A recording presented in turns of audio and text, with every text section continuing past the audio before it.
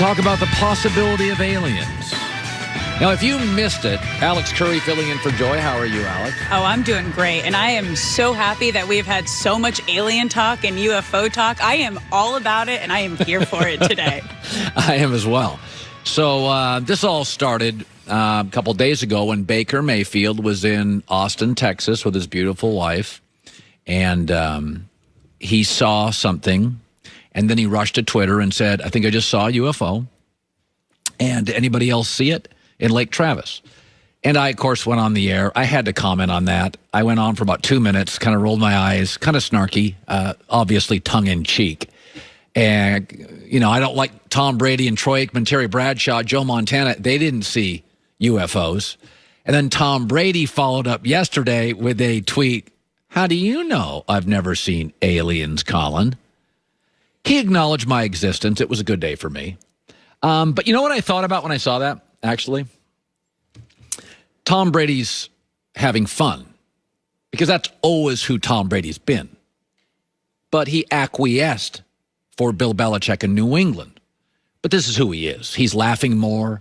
He goes on Howard Stern, talks about his marriage. He's on James Corden. He's very funny. He's getting drunk during victory parades. He's fantastic on social media. He's got a great sense of humor. This is, of course, who Tom has always been. When they signed Gronk, he went to Twitter. Football's fun again. I was talking to Eric Mangini about this. Eric and Tom were together. They won 3 Super Bowls before Mangini went and later coached the Browns and the Jets. And Mangini said, teams can struggle with this. Tom Brady, how you enter a business is how you're often viewed forever, regardless of how much you grow. So Tom Brady is drafted in the 6th round. Not paid much, always takes a pay cut. He's part of a system led by defense. But then Tom grows and changes, and he becomes a father and wealthy, and he nears middle age, and he's married, and he's got his own brand, and he has a net worth second to no pro athlete in America. His wife's a supermodel.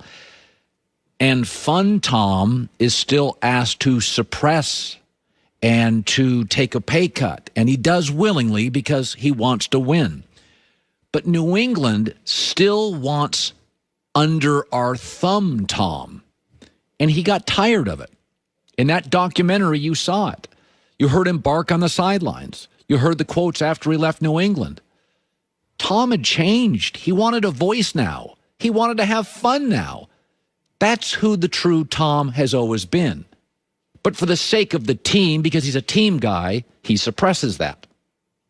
This is exactly what is happening to Russell Wilson in Seattle.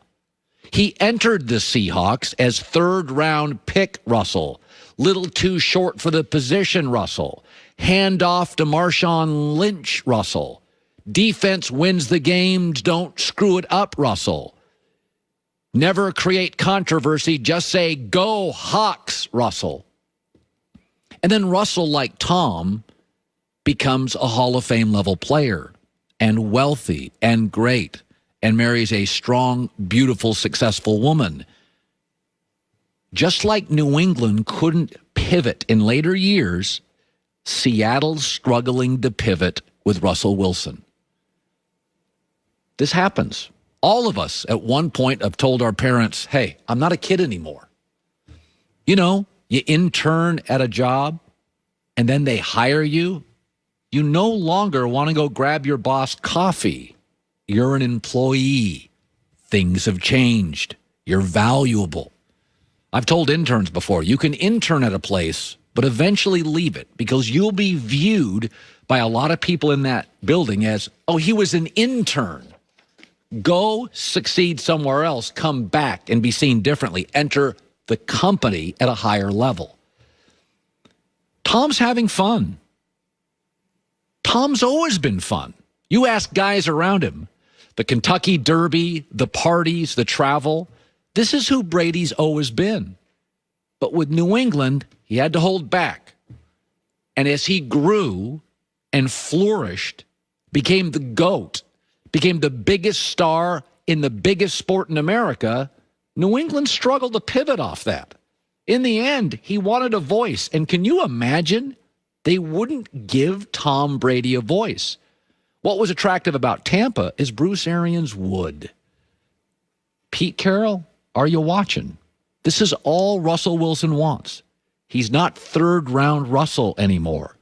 He's not go Hawks during every comment. I like that Tom Brady acknowledged my existence. I'm not going to lie to you about that.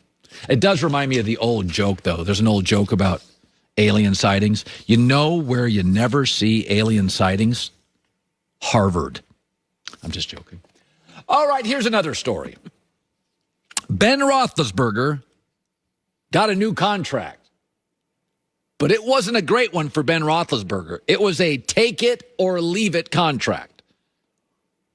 Yeah, 14 mil, down from almost 20. And it opened up $15 million in cap space for Pittsburgh. So he gets 1 year, very little money, and they're clearly going to move on at some point, probably 2022. So let's talk about Pittsburgh today. They still have a very good roster. Two of their linebackers, their best linebackers, were hurt. One of them comes back. Two may, but one for sure. They always draft and develop players well, and they've now added salary cap. So the Steelers next year will be good. How do I know that? Because the Steelers virtually every year are good. But they become the TV show, Entourage, Friends, The Office, where they decide to bring it back one more year. And then halfway through it, you're like, why? The actors were all rich enough. It's played out. And you tell your buddies, no reason to watch this season of The Entourage. The Steelers are going to go, if I had to pick this morning, 9-7, maybe 10-6, probably a wild card team in their division, one and done. That's happened a lot recently. And they won't be a Super Bowl team. And the problem is, next year at this time, it's a really bad year to need a quarterback in the NFL draft. And so Pittsburgh's going to be good. They're going to win a bunch of games. They're probably going to finish second in their division. Wild card team, have to go on the road against, like a Kansas City or a Buffalo, and they'll lose. And they'll be asking themselves, why didn't we start working on this replace Big Ben thing like 3 years ago?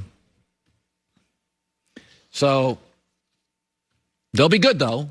Not going to be bad because Pittsburgh's not bad, and Mike Tomlin has never had a losing season, and Big Ben is good enough to win some games. But finally, Pittsburgh gave him a take it or leave it contract, and he took it.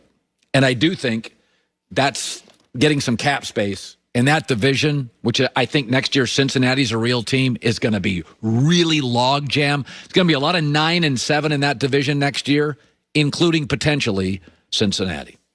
All right, so we've got Steve Keim is the general manager of the Arizona Cardinals. They have gone out. Kyler Murray, DeAndre Hopkins, J.J. Watt. They've been hyper-aggressive in the NFC West. He'll be joining us this hour. Neil deGrasse Tyson, who is an astrophysicist. Can you imagine being an astrophysicist and coming on this show? He's going to really have to bring it down to be able to deal with my nonsense. Alex, you're very excited. I'm so excited. Have you seen his show, The Cosmos? Oh, yeah, absolutely. I've watched every single one. I am so excited for this. Yeah. I don't. Can you feel it? I had him about 4 years ago. He's actually very funny. Yeah. He's a really great. funny. Yeah, he's a really funny guy. And he loves football, by the way. If you go to his Twitter account, he's got hysterical football posts. I put one on the my Twitter account today. All right, so Russell Wilson a few days ago named 4 teams he was willing to go to. And we understood the Cowboys, big brand. We understood Las Vegas, his wife's an entertainer. We understood New Orleans because of Sean Payton. None of us really understood the Chicago Bear thing. But apparently Russell Wilson is talking about the Bear thing and why he's interested. It's very interesting. Reminds me of Peyton Manning when he went to Denver. We'll talk about that coming up. Well, we always love Wednesdays on this show because Wednesdays is Jersey Mike's for the staff. day on the show. I get number 7, turkey provolone. Listen, the authentic Jersey bread is the key to any Jersey Mike sub. Always baked fresh in the store. All about the ingredients. The meats, quality, piled mile high, sliced fresh. Fresh produce cut cared each morning. Taste the freshness. Tomatoes, sweet onions, heads of lettuce. Relentless commitment.